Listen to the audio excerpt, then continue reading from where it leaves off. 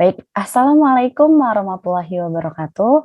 Innal hamdalillah nahmaduhu wa nasta'inuhu wa nastaghfiruh wa na'udzu billahi min syururi anfusina wa min sayyiati a'malina. May yahdihillahu fala mudhillalah wa may yudlilhu fala hadiyalah. Asyhadu an la ilaha illallah wa asyhadu anna Muhammadan abduhu wa rasuluhu la nabiyya ba'dah. Alhamdulillahirabbil alamin. Puji syukur senantiasa kita panjatkan kepada Allah Subhanahu wa taala atas nikmat iman, nikmat sehat, dan segala limpahan rahmatnya yang tak terhitung sehingga kita mampu menghadiri acara pada hari ini. Salawat serta salam senantiasa kita limpah curahkan kepada Baginda Muhammad Sallallahu Alaihi Wasallam yang telah membimbing kita dari zaman jahiliyah menuju zaman yang terang benderang. Sebelum memulai, izinkan saya memperkenalkan diri terlebih dahulu. Saya Naila Nurhana Hairunisa sebagai Master of Ceremony yang akan memandu jalannya KSEIN pada hari ini. Nah, di setiap acara nih tentunya ada sebuah tema yang menjadi pusatnya nih. Tema untuk KSEIN 8 kali ini, seperti yang teman-teman peserta bisa lihat nih di layarnya masing-masing, yaitu konsep minimalism dan zuhud dalam Islam. Masya Allah sekali ya tema kita hari ini. Nah, untuk agenda kita pada hari ini akan dibuka oleh pembacaan ayat suci Al-Quran, dilanjutkan dengan agenda inti kita yaitu pemaparan materi beserta tanya jawab, lalu penyerahan sertifikat, dokumentasi, dan penutupan. Baik, agar lebih berkah lagi nih, mari kita awali agenda kita dengan mengucap basmalah bersama-sama. Bismillahirrahmanirrahim. Baik, untuk agenda selanjutnya adalah agenda tilawatil Quran yang akan dibacakan oleh Ukhtina Okta. Kepada Ukhtina Okta, waktu dan layar kami persilakan. Baik, Assalamualaikum warahmatullahi wabarakatuh. A'udzubillahiminasyaitonirrajim. Bismillahirrahmanirrahim. Wabtaghi fima ataqallahu daral akhirata wala tansa nasibaka minad dunya wa ahsin kama ahsanallahu ilaik wala tabghil fasada fil ard innallaha la yuhibbul mufsidin. Artinya, dan carilah pada apa yang telah dianugerahkan Allah kepadamu kebahagiaan negeri akhirat, dan janganlah kamu melupakan bahagiamu dari kenikmatan duniawi dan berbuat baiklah kepada orang lain sebagaimana Allah telah berbuat baik kepadamu, dan janganlah kamu berbuat kerusakan di muka bumi. Sesungguhnya Allah tidak menyukai orang-orang yang berbuat kerusakan. Shadaqallahul adzim. Assalamualaikum warahmatullahi wabarakatuh. Waalaikumsalam warahmatullahi wabarakatuh. Shadaqallahul adzim. Terima kasih banyak kepada Ukhtina Okta. Semoga yang membaca dan mendengarkan mendapat pahala dari Allah Subhanahu wa taala. Amin ya rabbal alamin.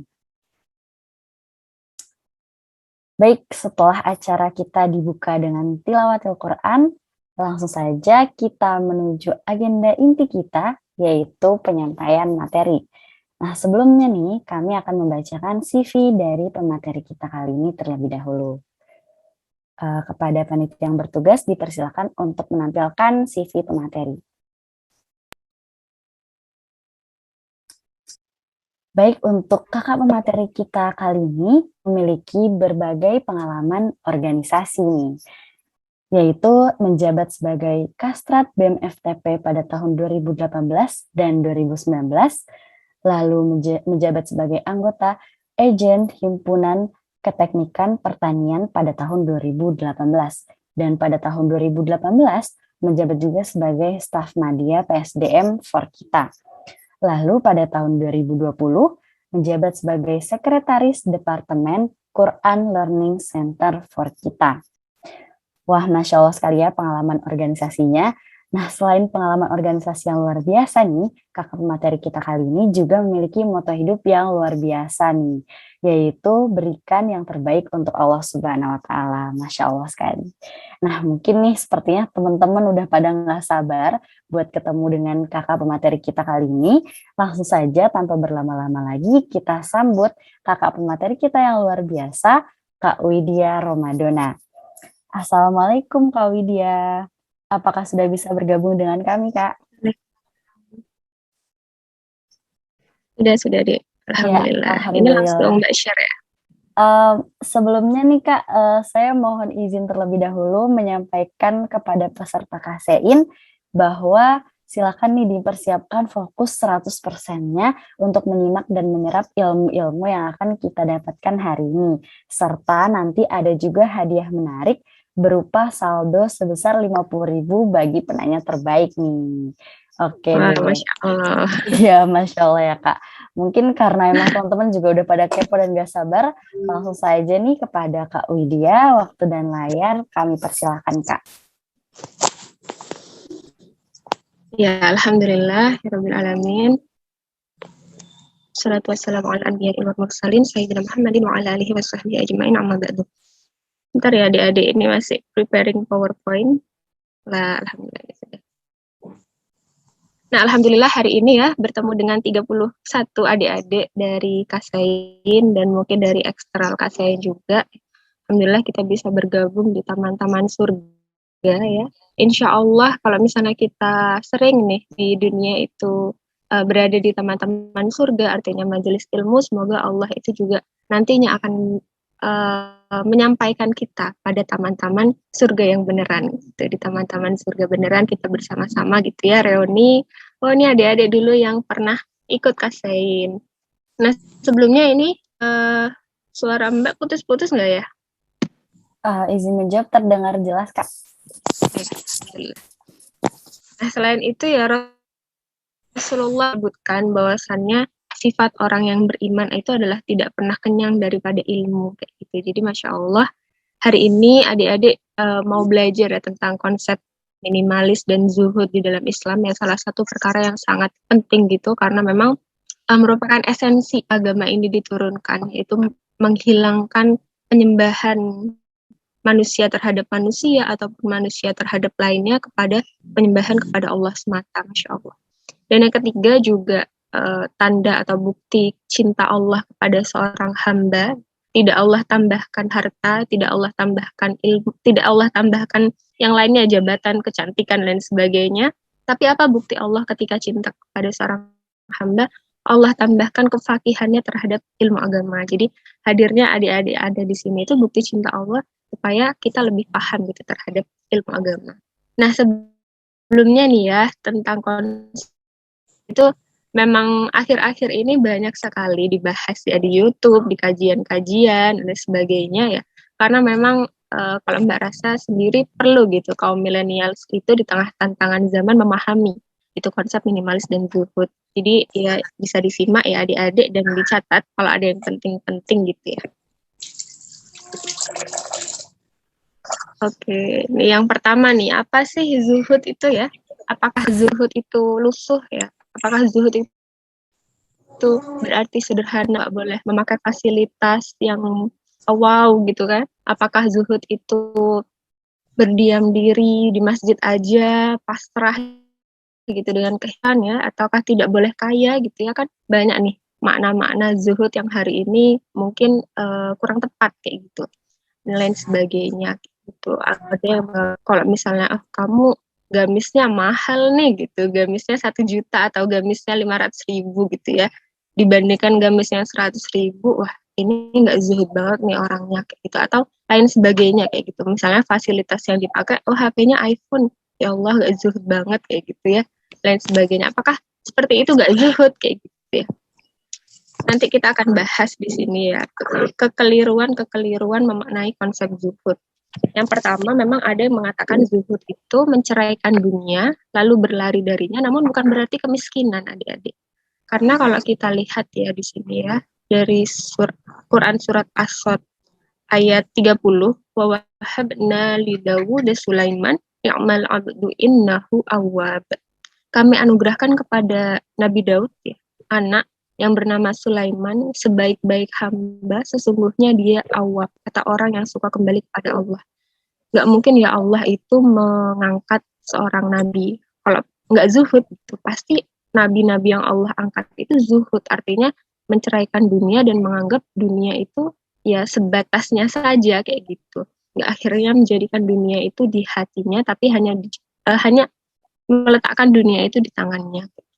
Jadi Nabi Sulaiman kita tahu kan punya kerajaan, juga punya kekayaan yang luar biasa gitu. Tapi zuhud gitu. Jadi zuhud itu tidak identik dengan kemiskinan dan apa ya, bersusah-susah gitu dengan penampilan yang lusuh dan lain sebagainya itu. Tapi makna menceraikan dunia gitu. Cukup meletakkan dunia di tangannya. Tidak menjadikan dunia itu berat gitu ketika dapat dunia ya, dapat rezeki mungkin berlimpah dan lain sebagainya ya senang, alhamdulillah, bersyukur dengan memanfaatkan rezeki tersebut. Tapi ketika kehilangan juga ya sudah gitu. Contohnya lagi mungkin adik-adik di sini tahu ya Abdurrahman bin Auf. Ada yang tahu siapa nih Abdurrahman bin Auf?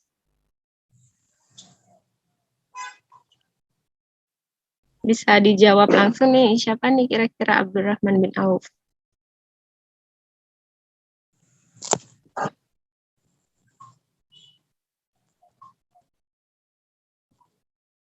Ya, ada yang tahu nih? Izin menjawab, mungkin sahabat Rasulullah yang paling kaya ya Kak. Iya, Masya Allah. Ini siapa yang menjawabnya tadi ya?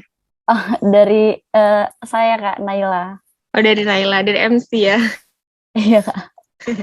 Ini di kolom chat juga ada yang menjawab ya sahabat Rasulullah, dan memang paling kaya kayak gitu ketika beramal itu jor-joran ya tadi ada ya. Tapi ketika Allah perintahkan hijrah gitu, Abdurrahman bin Auf diperintahkan hijrah ke Makkah, berat dengan hartanya yang ada di Mekah? Enggak gitu. Meskipun kaya tapi ya sudah meletakkan harta atau dunia itu ya sekedarnya kayak gitu. Ketika Allah perintahkan hijrah ya ditinggal kayak gitu. Kalau misalnya kita hari ini yang wah luar biasa besar terus harus ditinggal, harus memulai lagi di negeri orang kayak gitu kan berat kayak gitu ya. Tapi Abdurrahman bin Auf itu Masya Allah. Jadi kaya itu tidak identik dengan kemiskinan. Zuhud itu tidak identik dengan kemiskinan ya, tapi terletak pada hatinya gitu. Bagaimana dia memandang dunia dan memandang harta. Meskipun akhirnya ya Abdurrahman bin Auf itu di Madinah juga kaya lagi kayak gitu. Jadi kan memang Allah beri kayak gitu, memang Allah beri limpah gitu untuk Abdurrahman bin Auf. Terus juga yang kedua kekeliruan ya memaknai zuhud, memang di dunia ini ya dunia ini hanya diberi kepada 4 orang, atau di dunia ini hanya ada 4 orang gitu ya. Ada yang pertama hamba yang Allah berikan ilmu dan harta, kemudian ia bertakwa kepada Allah karena hartanya. Yang kedua hamba yang Allah berikan ilmu, kemudian dia berkata ya, seandainya aku memiliki harta seperti si fulan itu yang nomor 1, aku pasti akan mengerjakan apa yang dikerjakan si fulan. Artinya menyedekahkan, bersilaturahmi dan sebagainya, memanfaat itu di jalan Allah, gitu, di jalan kebaikan. Yang ketiga, hamba yang Allah berikan harta namun tidak ilmu, gitu. Artinya harta itu enggak gitu, jadikan dia lalai dan sebagainya. Yang keempat, hamba yang tidak Allah beri dua-duanya kayak gitu ya. Dan dia berkata, seandainya dia punya harta maka dia akan seperti yang enggak gitu ya. Memanfaatkan harta itu hanya untuk kesenangan dunia. Jadi memang antara harta itu ya Allah beri sesuai dengan ketetapan Allah kayak gitu. Ada masing-masing manusia itu sesuai dengan ketetapan Allah. Jadi harta itu tidak berkolerasi dengan zuhud kayak gitu, karena memang tadi ya zuhud tidak identik dengan kemiskinan. Kemudian ya bagaimana interaksi orang itu dengan harta yang kemudian menjadikan orang itu zuhud atau enggak.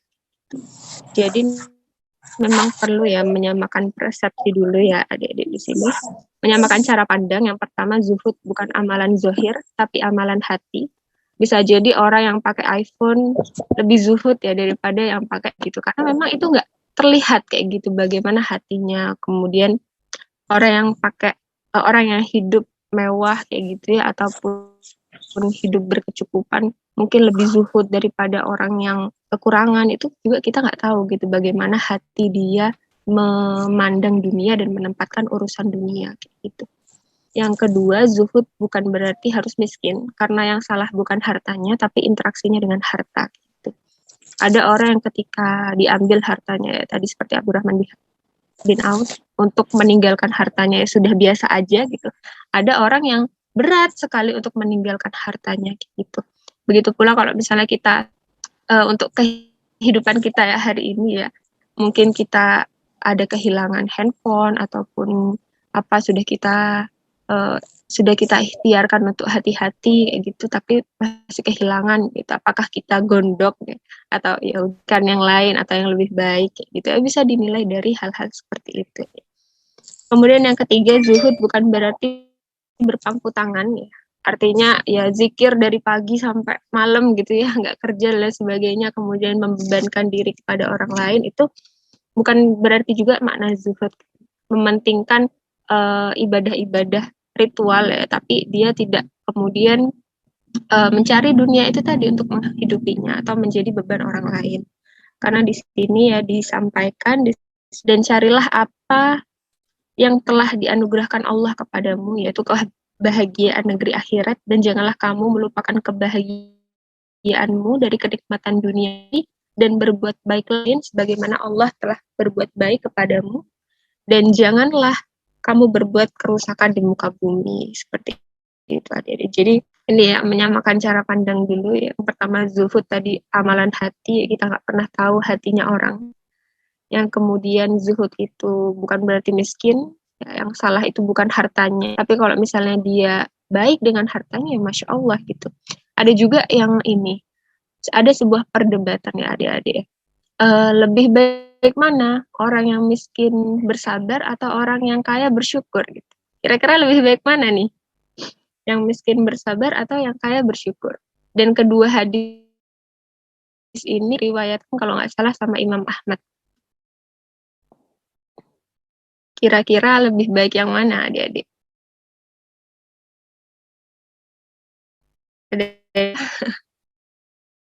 Lebih baik yang miskin bersabar atau yang kaya bersyukur? Boleh nih dijawab di kolom Pendapat Kak. chat atau langsung unmute. Kaya Mungkin bersyukur. saya sendiri sih kayak bersyukur Kak. Soalnya kalau cuma bersabar aja nggak ada usaha, mungkin itu juga kurang kurang maksimal. Soalnya dalam Islam sendiri kan harus ikhtiar dulu baru tawakal kayak. Iya, Masya Allah. Oke, ternyata adik-adik ya, ada orang yang bilang ya, kalau misalnya orang yang miskin itu orang yang kesempitan ya, kita bilang kesempitan atau kekurangan dalam artian kekurangan harta kayak gitu, lebih mudah melakukan kemaksiatan gitu atau melakukan kerusakan karena memang dalam keadaan tertekan gitu. Jadi kalau misalnya dia bersabar, itu adalah itu yang luar biasa kayak gitu. Bersabar artinya bukan ya sudahlah gitu ya, aku nggak usah deh, aku tetap kerja ikhtiar, tapi yang didapatkan memang segitu ya, bersabar kayak gitu. Dan yang kaya bersyukur juga Masya Allah kayak gitu, karena memang hari ini ya dunia ya banyak orang ya itu ketika kaya sekarang yang lalai, tapi dia bersyukur kemudian memanfaatkan hartanya di jalan Allah, itu juga Masya Allah. Jadi dua-duanya punya porsi gitu di hadapan Allah ya, dua-duanya punya hujah ketika ditanya nantinya, dikasih kekurangan harta dia bersabar, dikasih kelebihan harta dia bersyukur, dua-duanya punya keistimewaan. Jadi yang menentukan amalan-amalan dia kayak gitu. Jadi bukan kondisi kayak gitu, karena seseorang atau manusia pertanggungjawaban atas kondisi yang menimpa dia, tapi dimintai pertanggungjawaban atas respon yang dia berikan atas kondisi tersebut gitu. Apakah dia bersabar ataukah dia malah berusaha geru, ya Allah aku pengen ini dan menghalalkan segala cara gitu. Kemudian ketika diberi, apakah dia bersyukur atau dia malah berfoya-foya kayak gitu. Jadi keduanya punya hujah nantinya di hadapan Allah kayak gitu. Itu ya adik-adik contohnya tadi. Kemudian lalu apa Kak zuhud gitu ya? Jadi para ulama juga berpendapat, banyak sekali pendapat para ulama yang terkenal itu ya di kalangan kita. Menurut Ibnu Taimiyah, zuhud berarti meninggalkan apa-apa yang tidak bermanfaat untuk kepentingan akhirat. Itu juga diartikan meninggalkan apa-apa yang tidak bermanfaat untuk urusan akhirat dan mengeluarkan dunia secukupnya sebagai karunia Allah yang dia syukuri. Jadi bukan berarti akhirnya ya udahlah gitu ya, aku tidak mengambil dunia. Kalau misalnya kita kajian gitu dengan pakaian yang gitu ya, ataupun diundang saudaranya, ya ya udahlah pakai pakaian sederhana aja, atau mungkin lecek gitu ya, dan ya seperti itulah gitu. Karena memang zuhud tidak berkaitan dengan fasilitas atau penampilan gitu adik-adik. Karena zuhud itu perkara hati, bagaimana dia meninggalkan apa-apa yang tidak bermanfaat untuk kepentingan itu. Nah, beda lagi kalau misalnya ya mau pakai gamis yang mahal supaya kalau misalnya resepsi tamu undangannya lebih dilihat gitu daripada kayak mantennya gitu, lebih mencolok gitu dia lah, itu yang berbahaya. Karena kan perkara hati niatnya tadi ada sesuatu yang dikejar ya, pujian manusia dan sebagainya. Tapi berpakaian yang bagus mungkin untuk menghargai orang yang mengundang, ataupun untuk tampil gitu ya, tampil kajian misalnya Ustazah Oki, kan bagus pakaiannya gitu, bukan pakaian yang kemudian lusuh, nggak disetrika gitu ya, untuk mencerminkan aku nih nggak duniawi banget gitu. Nggak seperti itu, tapi ya itu meninggalkan apa-apa yang tidak bermanfaat untuk kepentingan akhirat, tapi mengambil keperluan dunia secukupnya sebagai karunia Allah yang dia syukuri kayak gitu, sebagai apa-apa yang kemudian dibutuhkan. Misalnya juga adik-adik ada yang pengen iPhone kayak gitu ya, ya sudah nggak apa-apa gitu kalau misalnya menunjang kebutuhan, kemudian didapatnya juga dengan cara-cara yang halal, apa gitu. Bukan berarti yang atau yang punya iPad gitu ya nggak zuhud banget sih ini orangnya gitu, karena beli yang mahal-mahal kayak gitu, kayak begitu juga. Jadi itu tadi, meletakkan dunia pada perkara yang enteng gitu. Pun nanti kalau misalnya kita kehilangan HP iPhone itu, kita nggak gundah gitu, nggak ya marah-marah dan lain sebagainya. Ketika sudah dicari nggak ketemu ya sudah. Nah, di sini ada ya pendapat para ulama yang disimpulkan oleh Ustadz Umar Mita, jadi 3 hal kayak gitu yang berkaitan satu sama lain mengenai zuhud kayak gitu. Jadi orang itu bisa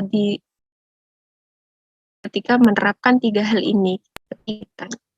Yang pertama, zuhud adalah yakin bahwa apa yang ada di sisi Allah itu lebih diharap dari apa yang ada di sisi makhluk kayak gitu. Jadi memang yakin betul, keyakinan yang luar biasa terhadap Allah ya, terhadap apa yang Allah tentukan, kemudian apa yang Allah takar untuk kehidupan kita kayak gitu, waktu yang Allah berikan untuk kesuksesan kita. Ini mungkin adik-adik ntar lagi ada yang skripsi kayak gitu ya dan lain sebagainya, ada yang cari kerja ya, koas, kemudian setelah koas kan praktek ya, mungkin ada yang langsung dapat kayak gitu, ada yang masih mencari-cari kayak gitu ya. Yakin kepada Allah kayak gitu, jangan akhirnya memotong jalan gitu, menyuap dan lain sebagainya. Itu kan kita nggak yakin gitu kepada Allah, kepada pertolongan Allah.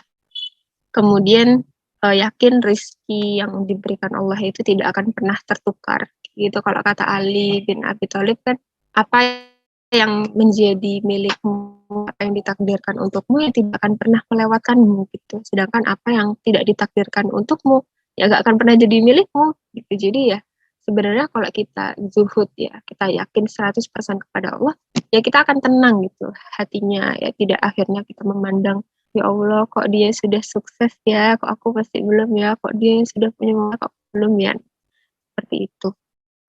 Terus juga ada seorang ulama yang pernah ditanya ya, Al-Hasan Al-Basri, mengatakan ya, yang menunjukkan lemahnya keyakinanmu ialah apa yang ada di sisimu berupa harta dan lainnya lebih engkau harap daripada apa yang ada di sisi Allah kayak gitu. Jadi kita lebih mencintai atau kita lebih berharap-harap terhadap pada Allah. Misalnya tadi Abdurrahman bin Auf ya, kalau berharap-harap terhadap harta ya, atau mendengarkan orang-orang di Mekah itu yang bilang kalau hijrah ya ditinggal kan miskin lagi kayak gitu ya nggak akan berangkat gitu. Tapi karena berharap apa yang ada di sisi Allah itu pahala, kemudian surga yang sudah dikabar, jadinya ya nggak berat gitu untuk meninggalkan gitu.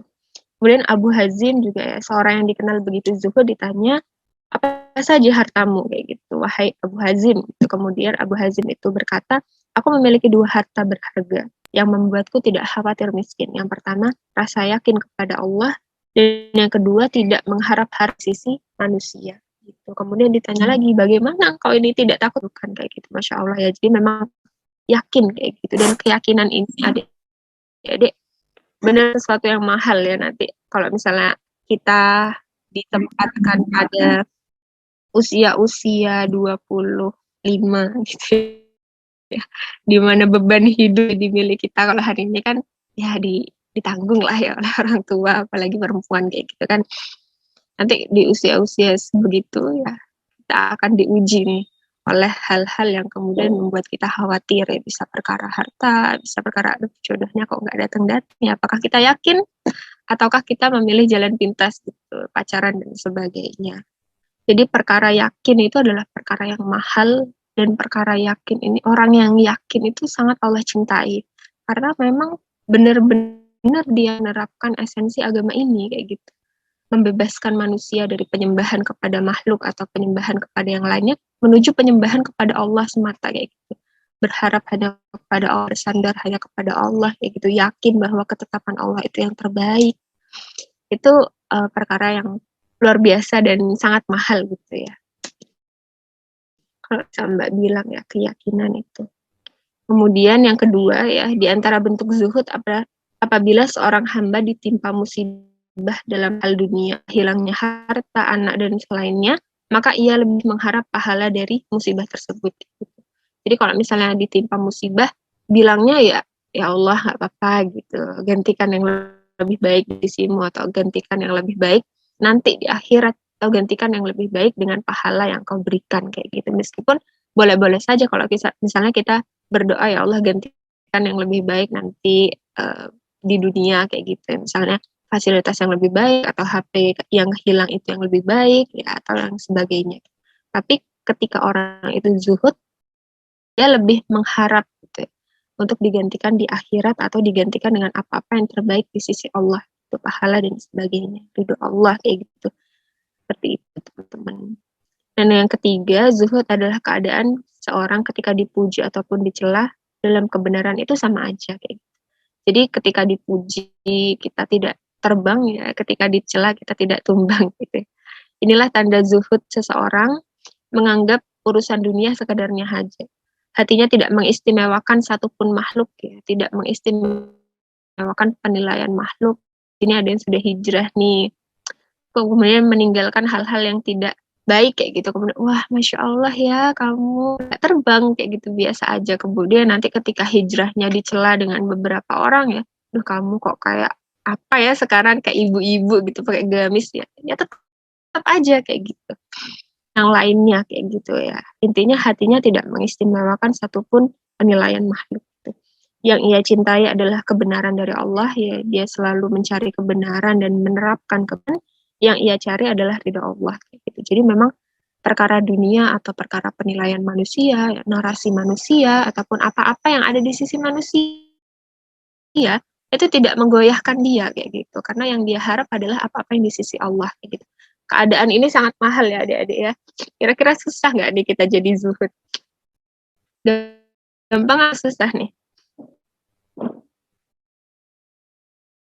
Menurut adik-adik yang ada di sini, setelah dipaparkan ya makna zuhud gitu ya, begitu luasnya dan begitu dalamnya ya konsep zuhud kayak gitu ya, susah kayak gitu, apalagi ketika kita ada di kondisi hari ini kayak gitu. Nah, biar kita bisa zuhud kayak gitu kan susah banget ya, kita itu tidak mengharap penilaian makhluk gitu.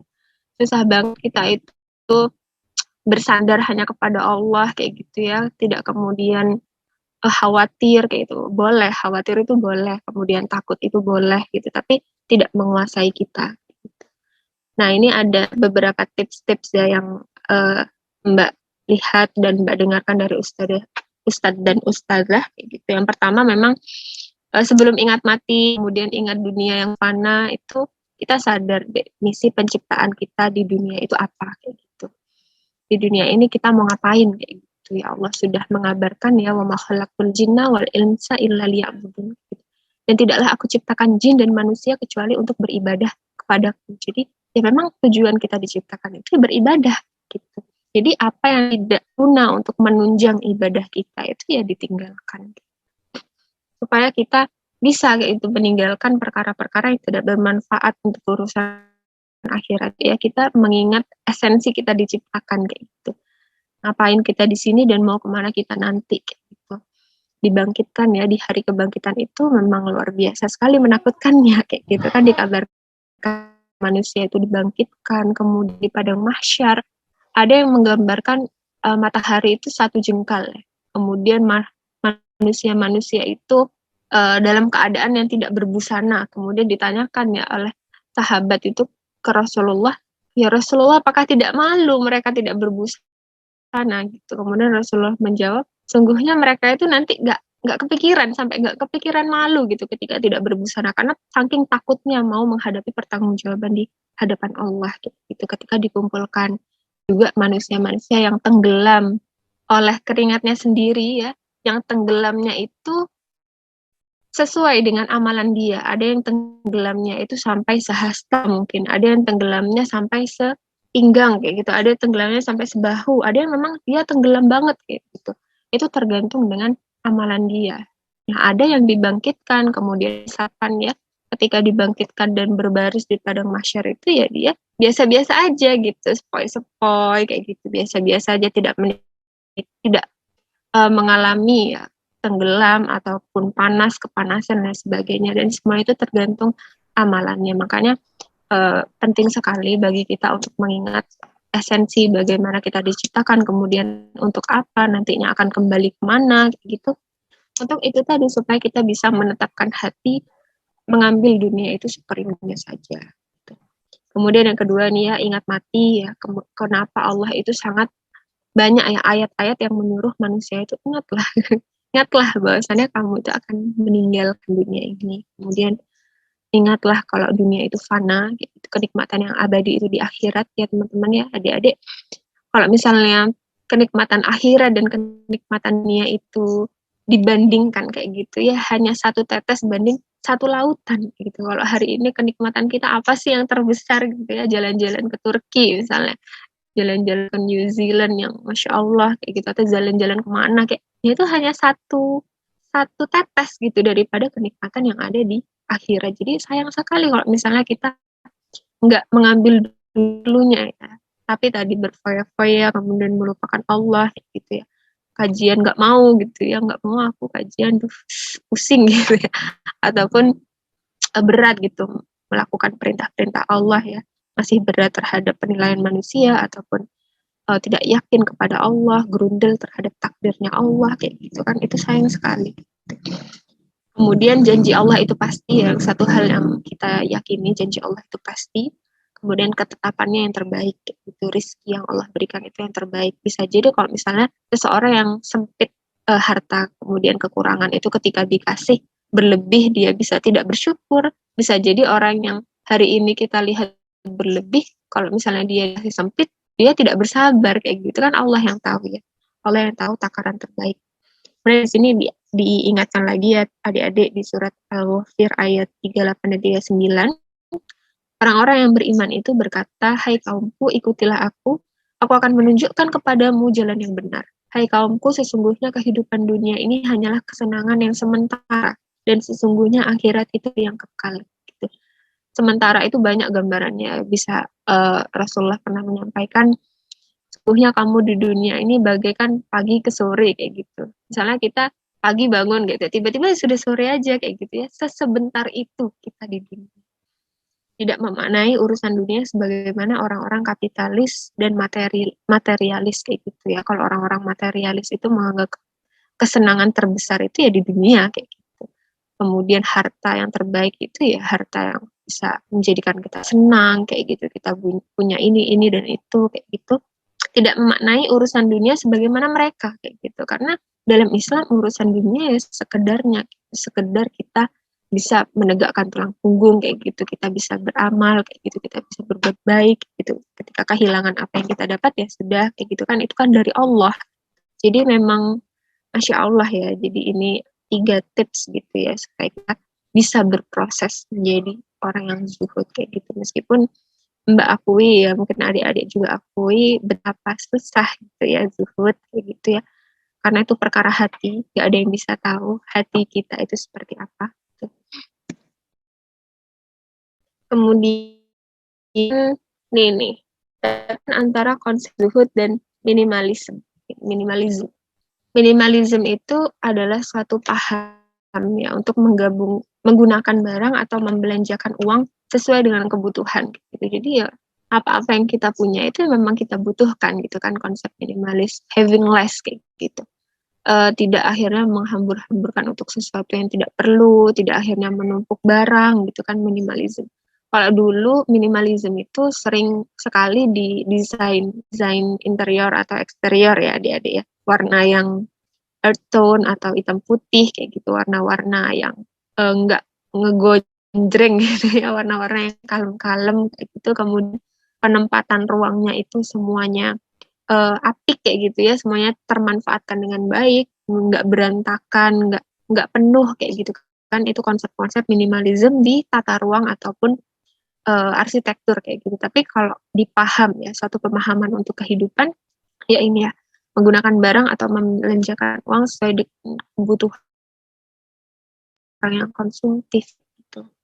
Nah, di tengah tantangan zaman ini kita luar biasa sekali ya adik-adik, kalau misalnya Shopee gitu ya, Shopee 99, ntar lagi 10-10, kemudian era materialistik kayak gitu ya, semuanya itu dipandang materi, kebahagiaan itu kalau misalnya kita punya materi banyak, kita punya baju yang seperti ini dan seperti itu.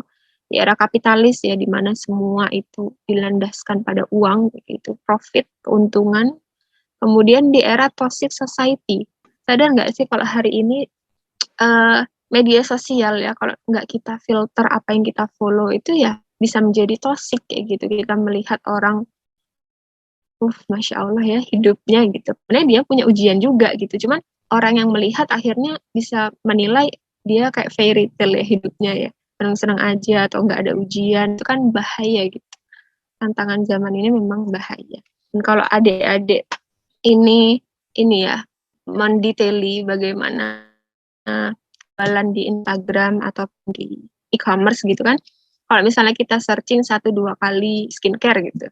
Nanti di iklan di story ataupun di beranda itu yang lagi lebih tertarik dan belanja lagi banyak. Kalau misalnya yang kita searching itu jilbab atau gamis misalnya, ya nanti yang keluar di iklan-iklan itu gamis kayak gitu ya. Kalau misalnya kita lihat ya Allah gitu ya, itulah strategi untuk kita itu semakin konsumtif kayak gitu ya.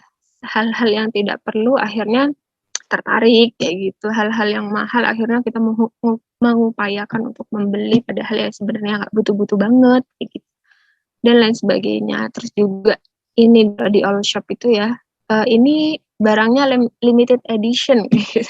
Padahal ya bulan depan bisa jadi produksi lagi kayak gitu, tapi biar banyak orang yang akhirnya mumpung limited edition nih dikit nih yang keluar barangnya, tapi jadi dia berlomba-lomba untuk memborong kayak gitu.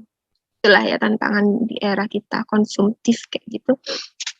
Nah, konsep minimalism ini sangat perlu kayak gitu diterapkan ya adik, supaya kita nggak kalap gitu ya.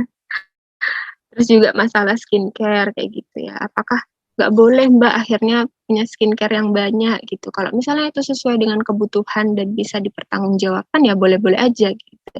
Misalnya ada yang pakai 2 step gitu ya, ataupun 10 step gitu ya. Kalau misalnya memang kebutuhan kulit dia 10 step, ya nggak apa-apa gitu. Bukan berarti orang itu tidak minimalis, tapi memang kebutuhannya seperti itu kayak gitu. Terus yang memang ya 3 step sudah cukup kayak gitu ya. Yang salah itu ketika dia nggak kenapa-napa, kulitnya biasa-biasa aja, nggak perlu yang banyak kayak gitu, tapi kalap gitu ketika melihat iklan-iklan misalnya keramik skin ya hari ini kan gitu ya, glass skin, keramik skin, glowing skin. Nah, kalap melihat itu akhirnya membeli padahal nggak dibutuhkan, yang di rumah masih ada, masih banyak. Nah, itu akhirnya yang bahaya kayak gitu. Nanti kita menumpuk-numpuk beli mahal-mahal. Dan skincare itu mahal-mahal ya adik-adik ya. Ya, tapi kalau misalnya memang kebutuhan dia dan bisa dipertanggungjawabkan ya nggak masalah gitu. Terus juga ada yang punya gamis, misalnya di sini ada yang punya gamis 5 gitu ya. Ada yang punya gamis 10 atau ada yang punya gamis berpuluh-puluh gitu. Ya yang punya berpuluh-puluh tuh nggak zuhud banget sih gitu. Kalau misalnya itu kebutuhan dia dan bisa dia pertanggungjawabkan, itu dipakai semua dalam 3 bulan nggak ada yang nganggur gitu ya nggak apa-apa kayak gitu. Kalau misalnya itu sesuai dengan kebutuhan dia. Jadi minimalism itu tidak bisa, kalau menurut Mbak, nggak bisa disamakan ya antara satu orang dengan satu orang lainnya. Karena memang kebutuhan orang beda gitu. Ada juga yang kalau minimalism itu identik dengan warna-warna hitam putih gitu ya, ataupun krem-krem gitu. Memang ada orang yang suka warna seperti itu. Tapi apakah nggak boleh Mbak warna yang pink gitu ya, ataupun ungu ya? Ya nggak apa-apa aja jadinya. Intinya itu menggunakan barang atau membelanjakan harta itu sesuai dengan kebutuhan ya. Nggak konsumtif, nggak kalap gitu ya. Kita nggak butuh tapi beli gitu. Ada hal-hal yang lucu sebenarnya. Kita nggak butuh tapi kita beli gitu ya. Dan lain sebagainya itu.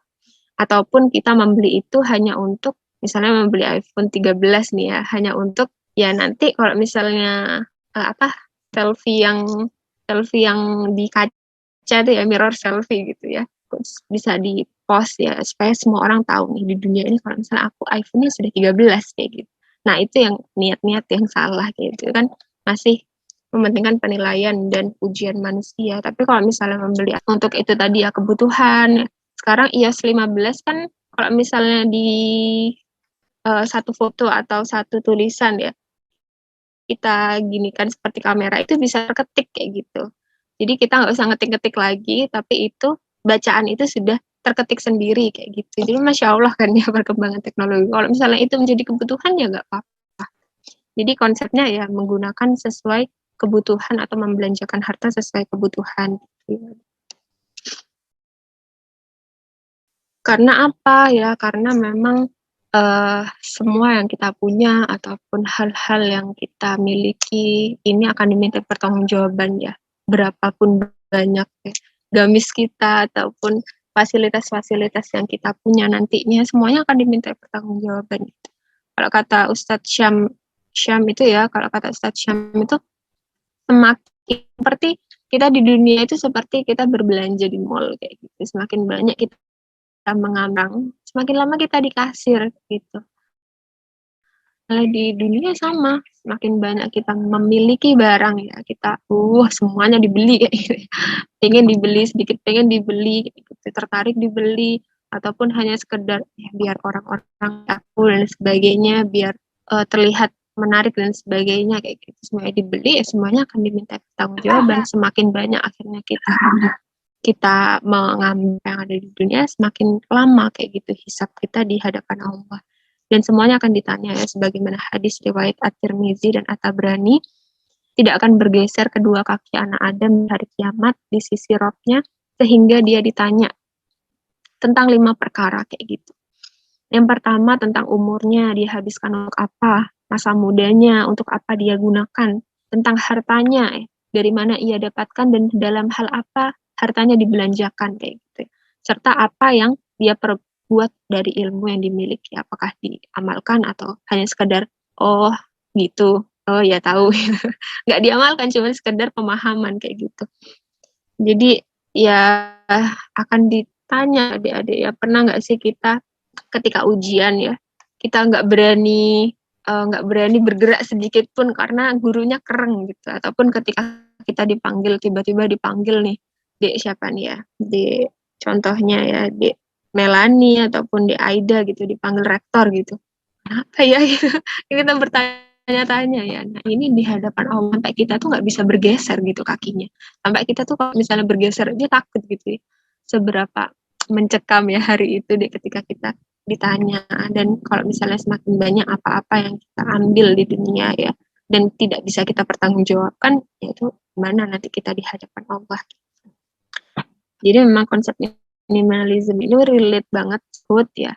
Tidak merepresentasikan seluruh konsep zuhud karena memang zuhud itu luas ya.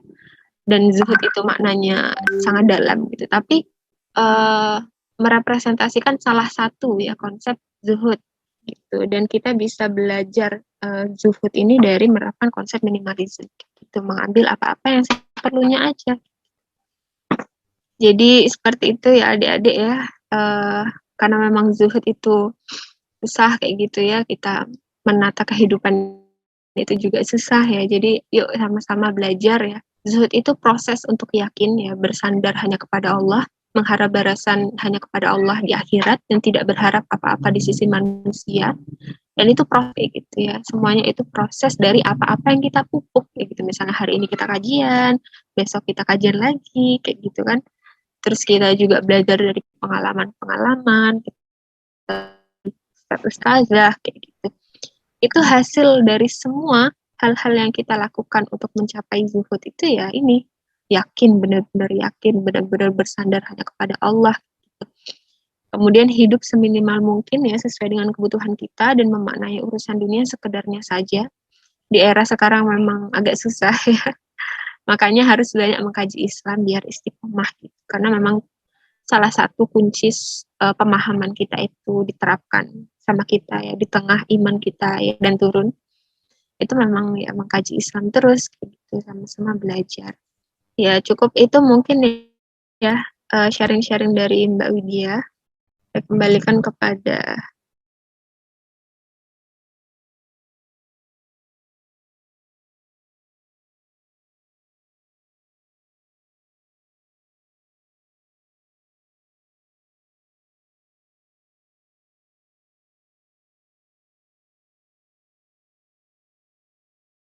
Diingatkan lagi nih bagi peserta yang mungkin punya pertanyaan-pertanyaan, dipersilakan untuk langsung raise hand saja atau boleh banget buat menuliskan nama underscore izin bertanya di kolom chat. Dan jangan lupa ya ada hadiah menariknya juga loh. Oke, baik, mungkin sudah ada pertanyaan nih Kak. Assalamualaikum, izin bertanya dari peserta atas nama Itamah Yulaika. Bagaimana membedakan kita ini sudah termasuk zuhud dengan cinta dunia? Lalu bagaimana mengikis jika diri ini masih cinta dunia? Seperti itu. Lalu mungkin ada beberapa pertanyaan lagi dari Kak Widya sendiri, ingin menjawab satu-satu atau ditampung terlebih dahulu, Kak? boleh ditampung dulu deh. Oh, ditampung terlebih dahulu. Baik, Kak. Sebelumnya mungkin bagi panitia yang bertugas dipersilakan mengirimkan link presensi juga ya, sembari kita menunggu pertanyaan-pertanyaan dari teman-teman peserta yang lain. Dan kepada peserta dipersilakan untuk mengisi presensinya.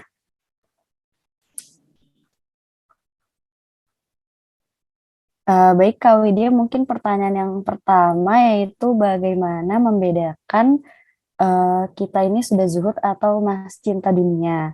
Lalu bagaimana jika solusinya jika kita nih masih cinta dunia, seperti itu. Lalu untuk pertanyaan yang kedua,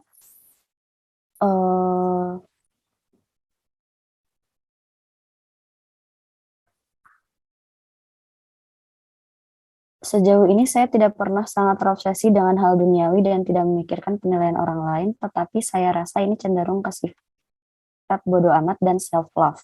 Karena saya belajar dari buku filsuf barat.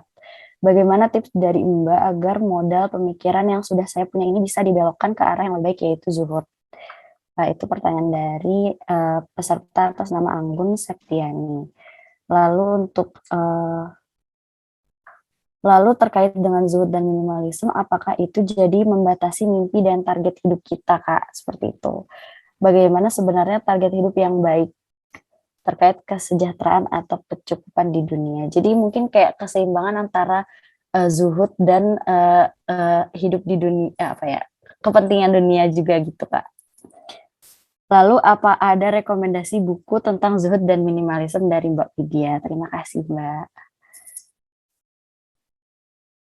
Baik, mungkin pertanyaannya yang baru mengirimkan baru segitu Kak, mungkin bisa dijawab terlebih dahulu sembari menunggu yang lain. Dipersilakan Kak. Ya, Masya Allah ya, adik-adik ya. Yang pertama tadi ya, bagaimana membedakan zuhud dengan cinta dunia atau ubud dunia. Gitu. Gimana sih Mbak gitu cara kita itu menilai kita sendiri sudah zuhud ataupun kita masih cinta dunia. Ya, bagaimana kita memaknai dunia gitu. Apakah dunia itu kita letakkan di hati ataukah ya sekedarnya aja kayak gitu.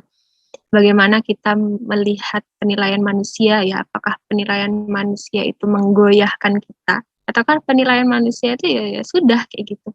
Ya dia menilai baik atau buruk ya aku kepada Robku gitu. Aku bertanggung jawab hanya kepada Allah Subhanahu wa taala gitu. Asalkan yang dinilai bukan akhlak ya. Kalau misalnya yang dinilai akhlak ya kita berkoreksi diri. Tapi kalau misalnya kita yang dinilai misalnya kamu gitu kan share kajian, kamu aja masih gini kayak gitu. Tujuan kita share kajian atau misalnya tujuan kita nge-share konten kebaikan itu kan karena memang ada pahala di sana kayak gitu kan. Semakin banyak orang yang kita ajak, semakin banyak pahala yang kita dapatkan gitu. Kita juga tahu dosa kita itu banyak dulu, banyak sekali kayak gitu. Jadi kita berlomba-lomba untuk mengajak pada kebaikan kayak gitu. Nge-share kajian itu kan hal yang sangat sederhana ya teman-teman, hanya dilakukan dengan jari itu dapat pahala kayak gitu. Makanya kita berlomba-lomba. Nah, kalau misalnya ada orang yang mencela atau orang yang nyinyir gitu ya bahasanya ya, bahasa sekarang gitu ya, orang yang komentar negatif kayak gitu, ya tetap itu istiqomah nge-share kajian atau istiqomah nge-share konten-konten kebaikan kayak gitu. Jadi yang pertama tadi memang kita lihat ya bagaimana posisi dunia itu di diri kita, apakah dunia itu di hati kita ataukah dunia itu di tangan kita saja kayak gitu. Apakah dunia itu akhirnya melalaikan kita ataukah dunia itu ya kita gunakan ya udah kayak gitu. Kemudian yang kedua, bagaimana posisi pandangan manusia itu pada kita kayak gitu. Yang kita yakini baik buruknya posisi kita di hadapan manusia itu tidak akan mempengaruhi posisi kita di hadapan Allah gitu. Jadi memang sangat rugi kayak gitu Mbak. Pernah ada di fase yang sedikit-sedikit kalau misalnya dibilangin ya sama teman ya dulu sebelum mengkaji Islam ya waktu zaman SMA gitu ya, dibilangin ini kepikiran gitu, enggak Pak aku enggak kayak gitu, dibilangin ini lagi enggak kok, sangat penilaian manusia itu mengusik kayak gitu.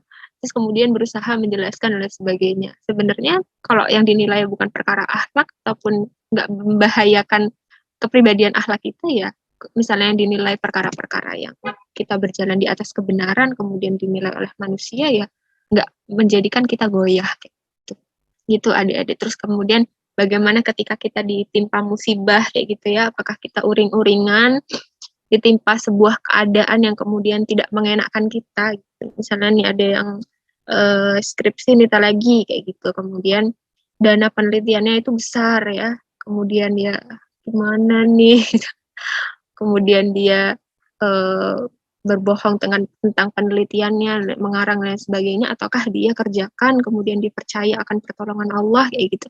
Itu semua tergantung ya kepada kita. Jadi bisa gitu bagaimana diri kita dan kita ya memang mengakui kayak misalnya proses menuju zuhud itu ya ada yang sebentar, ada yang lama gitu ya. Dan kebanyakan manusia pada zaman saat ini apalagi milenial sih lama kayak gitu. Makanya relate sama relate sama pertanyaan yang kedua ya. Tapi sebelum itu juga mau Mbak tekankan ya, orang yang zuhud itu memandang dunia sekadarnya, kemudian berharap hanya kepada Allah, berharap kepada ridho Allah saja kayak gitu ya. Kemudian makna kebahagiaan dia itu ya ridho Allah kayak gitu. Kalau misalnya orang yang cinta dunia, makna kebahagiaan dia ya dunia. Dia bahagia kalau dia dapat dunia gitu. Tapi kalau orang yang zuhud itu ketika dia dapat dunia ya dia senang, dia bersyukur. Ketika dia kehilangan nantinya tidak akan merubah apa-apa posisi dia di hadapan Allah gitu. Tapi orang yang cinta dunia ketika dia mendapat dunia dia senang gitu, berfoya-foya gitu, kemudian bisa jadi lupa Allah ya. Yang tadinya hari Minggu itu kajiannya seperti hari ini ya, mungkin kita tidak punya uang untuk ke mall ya, enggak. Mungkin kita ya memang niat kajian kayak gitu, tapi ketika kita banyak uang ya, terus kemudian kita keluar terus kayak gitu, hangout sama teman, kalau misalnya diajak kajian, enggak aku sibuk gitu, aku sibuk hangout gitu ya. Ya tidak merubah sebenarnya. Harusnya orang yang dikasih kenikmatan itu tidak berubah.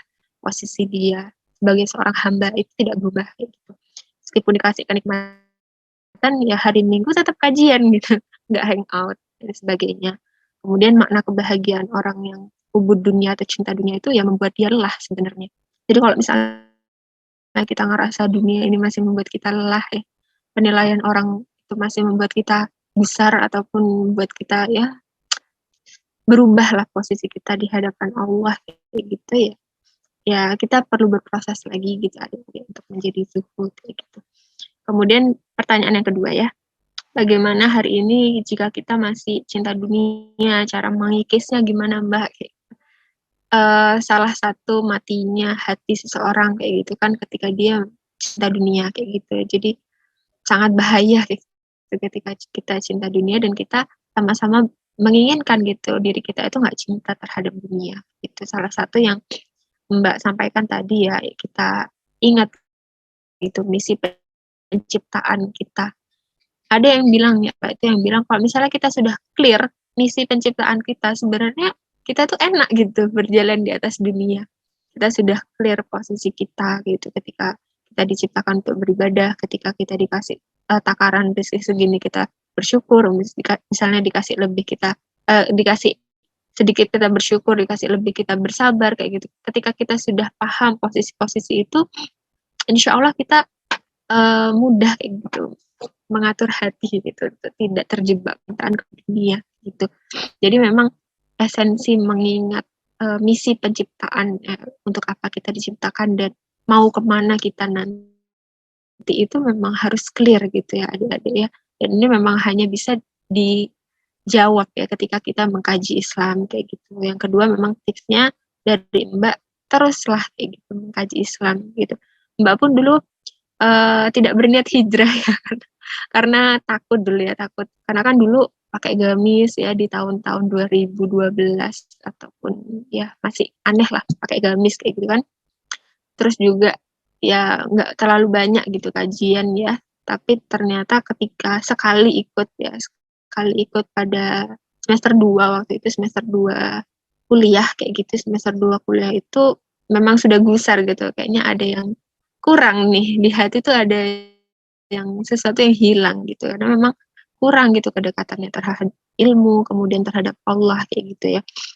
Akhirnya ikut kajian yang awalnya kayak masih takut-takut, ragu, nggak mau hijrah kayak gitu ya, masih beban ini dan itu, kuat gitu, tiba-tiba ada sesuatu yang menguatkan dan itu nggak tahu gitu, memang pertolongan Allah kayak gitu ya terhadap orang-orang yang mau melangkahkan diri ke kajian, karena memang tadi ketika Allah mencintai seorang hamba, tidak Allah tambahkan harta, tidak Allah tambahkan kecantikan ya, tidak Allah tambahkan tone putihnya gitu, tone putih di kulitnya enggak gitu, tapi Allah tambahkan kefakihannya terhadap agama gitu.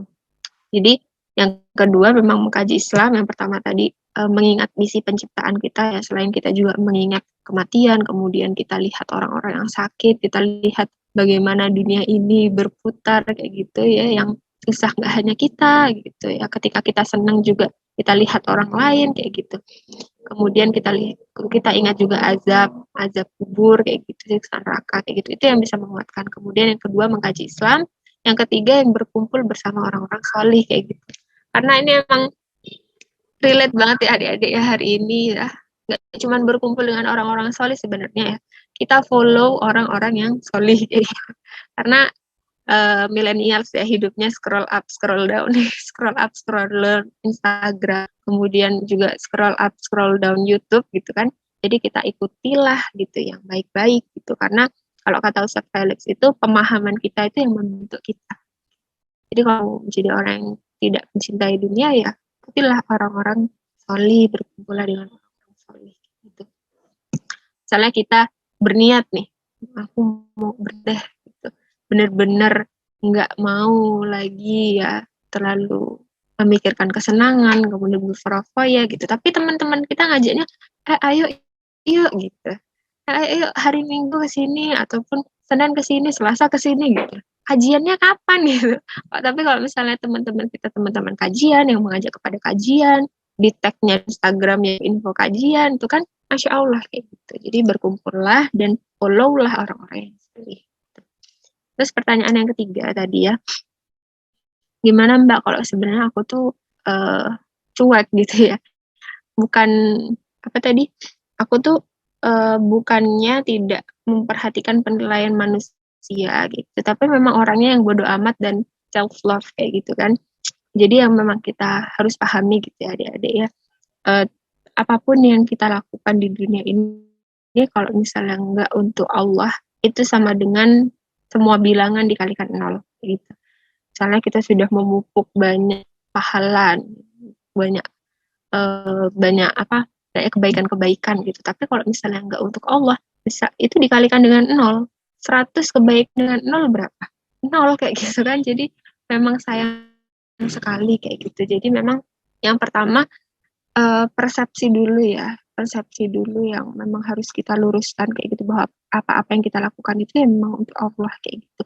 Kalau misalnya kita sudah punya sikap cuek ataupun bodoh amat, itu bagus kayak gitu ya. Kita nggak terlalu khawatir gitu dengan penilaian manusia, tapi ditambah lagi apa-apa yang kita lakukan untuk Allah kayak gitu. Sama juga misalnya kita berbuat baik ataupun kita menolong kayak itu bukan karena ya aku suka aja menolong Mbak gitu, ataupun ya dia saudaraku Mbak gitu, ya sayang gitu menolongnya itu atau berbuat baiknya itu ya memang landasannya untuk Allah gitu.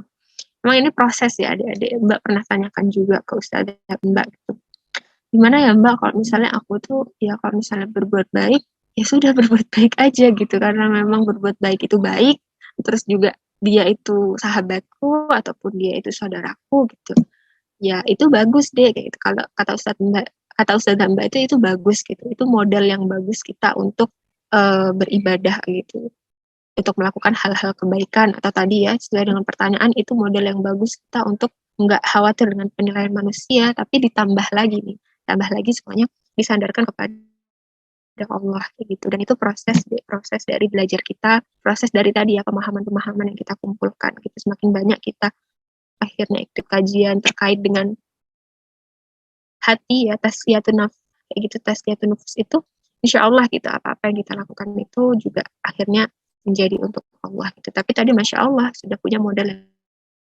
luar biasa. Terus tadi pertanyaan yang keempat ya, mana ini?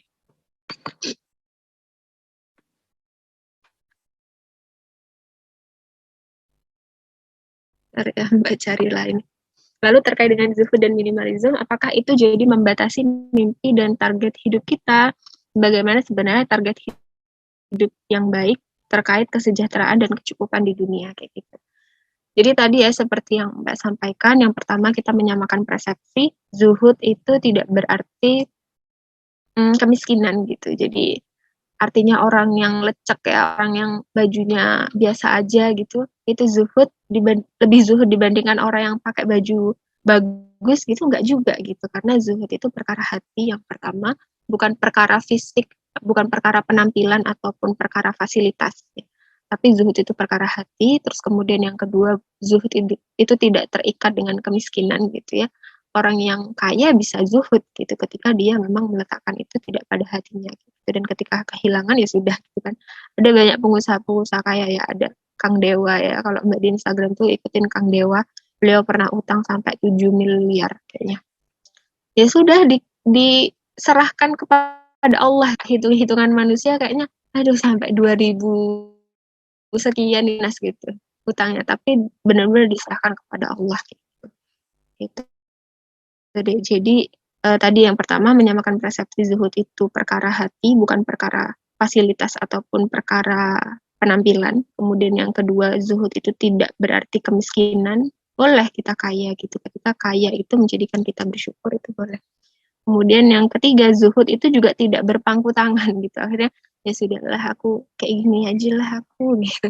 Gak seperti itu, tapi kita kan dikasih pahala ya, ikhtiar. Jadi konsep rizki itu kita diberi pahala atas ikhtiar kita. Tapi hasil itu memang dari Allah gitu. Jadi hasil itu tidak berkolerasi terhadap ikhtiar kayak gitu. Karena hasil itu memang murni dari Allah gitu. Bisa jadi ikhtiar kita sudah maksimal gitu ya, tapi rezeki yang kita dapatkan ya memang segitu gitu.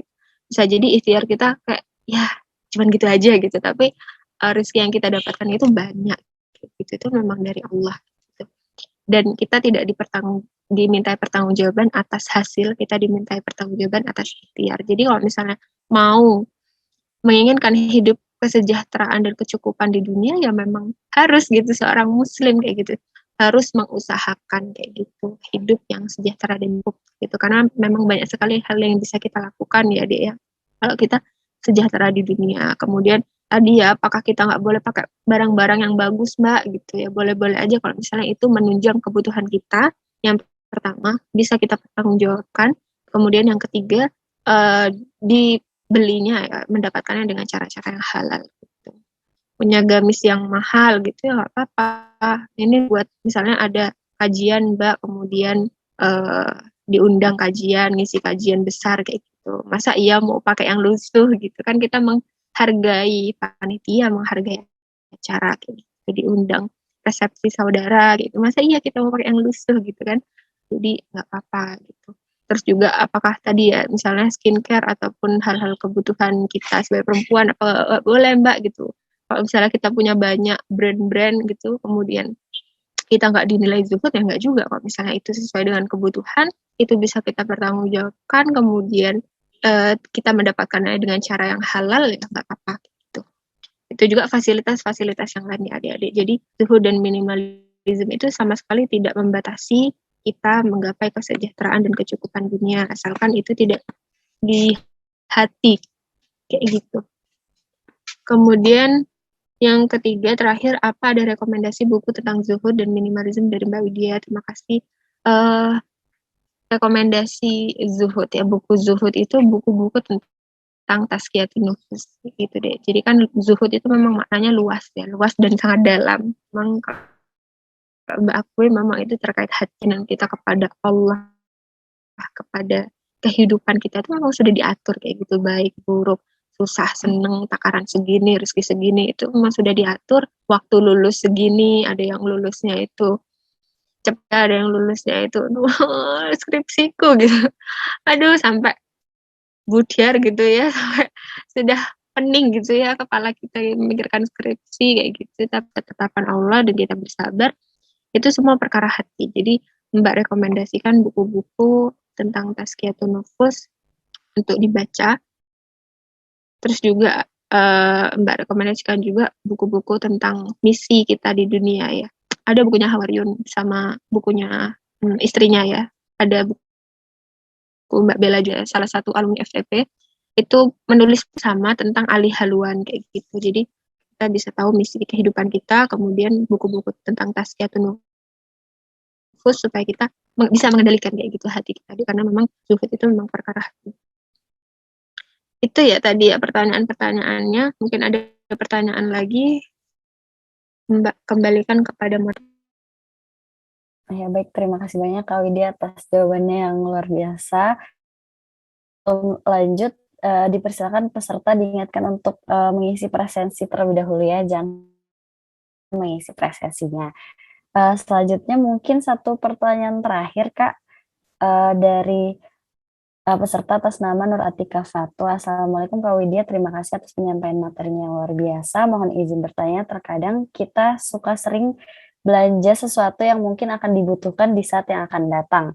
Apakah hal tersebut bisa dikatakan zuhud, dan sampai kapan suatu hal tersebut bisa dikatakan zuhud? Misal baju yang tertumpuk itu sampai berapa bulan bisa dikatakan zuhud? Bisa langsung dijawab, dipersilakan kepada Kak Widya. Oke, ini terkait dengan bahan, apalagi cewek-cewek nih ya, jalan-jalan gitu, lihat yang lucu-lucu gitu, sebenarnya nggak butuh pulpen itu tapi dibeli. Ataupun banyak ya hal-hal yang sebenarnya butuh. Nah ini pertanyaannya kita takutnya sesuatu yang mungkin akan dibutuhkan di saat-saat yang akan datang gitu. Ketika memang itu urgent, sebenarnya nggak apa-apa gitu deh. Tapi sebenarnya kalau misalnya kita mau jujur-jujuran sama diri kita butuh atau enggak ya. Ini kalau misalnya memang terkait dengan kebutuhan, nggak apa-apa gitu. Tapi kalau misalnya itu kita masih menimbang-nimbang nih, ini sebenarnya keinginan atau kebutuhan ya gitu. Ini sebenarnya pengen aja ataupun ya banyak uang nih aku, nggak apa-apa sih kalau aku beli gitu ya. Nggak bokek juga intinya nantinya kayak gitu. Ini cuman kebutuhan atau ini cuman keinginan. Sebenarnya yang menimbang-nimbang itu secara mendalam atau secara jelas ya, kita jujur sama diri kita sendiri tahu kayak gitu apakah itu kebutuhan atau keinginan kayak gitu. Tapi kalau misalnya memang itu kebutuhan ya, di sesuatu yang kita beli butuh misalnya obat gitu ya, ataupun apa ya, gamis yang agak pricey agak mahal, aku takutnya nanti ada undangan kayak gitu misalnya. Kalau misalnya itu satu memang betul-betul kebutuhan, tapi tadi sebenarnya antara keinginan dan kebutuhan itu kita sendiri yang tahu kayak gitu kan. Mbak Widya nggak tahu nih apa yang menjadi keinginan Dek Naila atau apa yang menjadi kebutuhan Dek Naila kayak gitu. Sebaliknya juga Dek Naila juga nggak tahu misalnya ya, Dek Naila juga nggak tahu apa yang menjadi kebutuhan Mbak Widya ataukah hanya keinginan kayak gitu. Yang tahu itu diri kita sendiri. Kemudian sampai kapan ya baju tertumpuk itu dikatakan kita zuhud kayak gitu. Jadi ada ya standar-standar, bukan standar bagus sih ya dia ya, tapi beberapa ustazah gitu atau beberapa orang yang Mbak kenal itu memang kalau misalnya beli satu baju keluar satu baju kayak gitu. Jadi memang nggak ada yang tertumpuk gitu. Kalau misalnya dia beli, dia keluar kayak gitu, dan itu yang masih juga Mbak berusaha terapkan ya, pakaian-pakaian yang nggak terpakai kayak gitu, sering-sering di decluttering gitu ya bahasanya ya, sering-sering kita kumpulkan mana nih baju-baju kita terus yang nggak terpakai, kira-kira sudah 3 bulan nih ya Allah gitu. 3 bulan itu kan jangka waktu yang lama ya, nggak terpakai ya, kita bener-bener hilangkan kayak gitu supaya nanti nggak berat pertanggungjawabannya kayak gitu. Terus juga itu juga bisa konsep yang diterapkan ya, beli satu keluar satu, jadi memang nggak ada yang tertumpuk gitu. Begitu juga fasilitas yang lain ya, misalnya ya hal-hal yang lucu-lucu aja gitu yang kita beli, apakah itu kebutuhan atau keinginan, sebenarnya kita juga yang tahu. Tapi kalau baju ya itu ya salah satu tipsnya sering-sering decluttering sama beli satu keluar satu kayak gitu. Ataupun nanti beli 2 keluar 1 ini masih dibutuhkan karena warnanya netral gitu. Yang menimbang-nimbang itu sebenarnya kita, tapi karena perkara hati ya, jadi memang hati kita sebenarnya deh yang tahu apakah kita terlalu cinta, apakah kita beli baju itu supaya bagus nih supaya kalau aku keluar ya semua mata tertuju padaku gitu. Ataukah hanya sekedar ya memang bagus gitu untuk memperindah kayak gitu, kan wanita suka keindahan ya, nggak bisa kita pungkiri, ataupun untuk menghargai acara-acara yang akan didatangi gitu.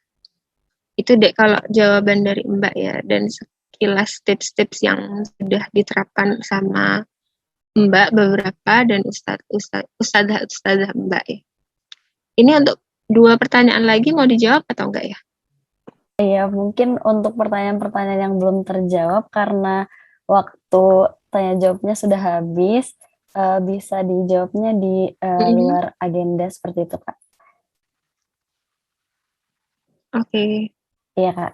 Iya, Semoga baik, Kak. bermanfaat ya adik-adik ya, dan kita belajar bersama kayak gitu, kita berproses bersama ya. Orang berproses itu harus berprogres gitu. Jadi kalau misalnya kita berproses nggak berprogres, ya ada yang salah dengan prosesnya. Bisa jadi kajian kita kurang kayak gitu, bisa jadi masih banyak hal-hal yang kita follow menjadikan kita cinta gitu terhadap barang-barang atau fasilitas yang sebenarnya nggak kita punya kayak gitu. Jadi kita semua berproses, Mbak Widya berproses, dan adik-adik di sini juga berproses ya. Iya, baik. Terima kasih banyak Kak Widya atas pemaparan materinya dan sesi tanya jawabnya yang teman-teman juga sangat aktif. Mungkin jika masih ada yang ingin bertanya, dipersilakan mengirimkan pertanyaannya ke CP yang sudah dikirimkan di kolom chat Zoom. Selanjutnya agenda kita yaitu penyerahan sertifikat. Mungkin kepada panitia yang bertugas dipersilakan menampilkan sertifikat dari pematerinya.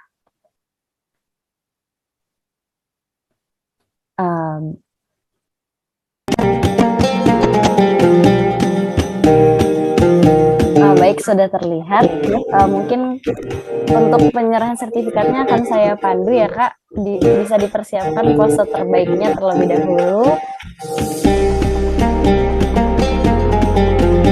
Baik, mungkin langsung saja kita mulai ya Kak penyerahan sertifikatnya. 1, 2, 3.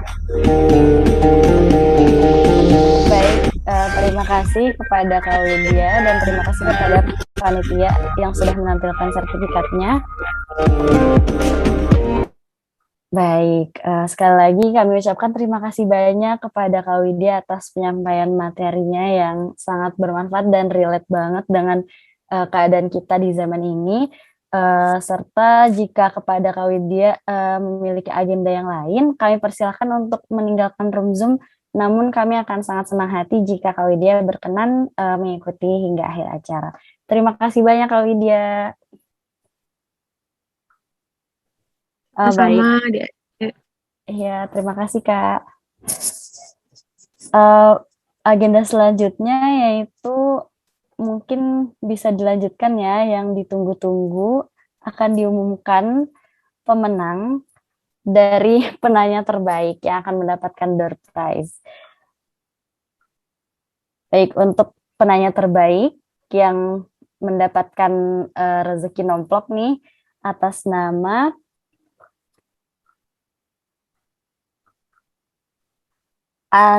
Nur Atika Fatwa. Baik, selamat ya kepada peserta atas nama Nur Atika Fatwa. Mungkin bisa langsung saja menghubungi CP yang akan dibagikan di kolom chat Zoom. Karena waktu konfirmasinya yaitu hanya 1x24 jam. Jika lebih dari itu, maka akan dianggap hangus. Seperti itu. Baik, untuk selanjutnya, karena kita tadi sudah materi juga, sudah sesi tanya jawab. Oh iya, jangan lupa bagi peserta yang belum mengisi presensi, diharap untuk segera mengisi presensinya, karena penting ya, jangan sampai kelewatan presensinya. Lalu agenda selanjutnya nih yang terakhir yaitu adalah agenda dokumentasi. Bagi peserta yang tidak berhalangan untuk menyalakan kamera, dipersilakan banget buat mengaktifkan kameranya nih biar kita bisa mengabadikan momen kita hari ini bersama-sama. Lalu jika tidak ada kendala dalam menggunakan virtual background juga dipersilakan untuk menggunakan virtual background. Baik, mungkin kepada panitia yang bertugas bisa dipersilakan untuk memandu jalannya dokumentasi. Baik, terima kasih kepada panitia yang bertugas. Oh iya, kami ingin mengingatkan kembali kepada peserta, jangan lupa untuk, tadi kan sempat disinggung juga, salah satu upaya untuk zuhud yaitu untuk memfollow akun-akun yang memberikan cas iman gitu ya ke kita. Nah, jangan lupa untuk follow dan pantau terus Instagram Mbak Nur Syifa nih. Info terutama nih the next KC-in kita. Dan jangan lupa buat disimak konten-kontennya, beri likes-nya juga, dan share konten-konten Instagram Mbak Nur Syifa ke teman-temannya. Buat peserta juga yang ingin rewatch KC-in sebelumnya atau KC-in yang hari ini, bisa banget buat langsung streaming di YouTube Mbak Nur Syifa juga. Jangan lupa di like, subscribe, dan share ya YouTube.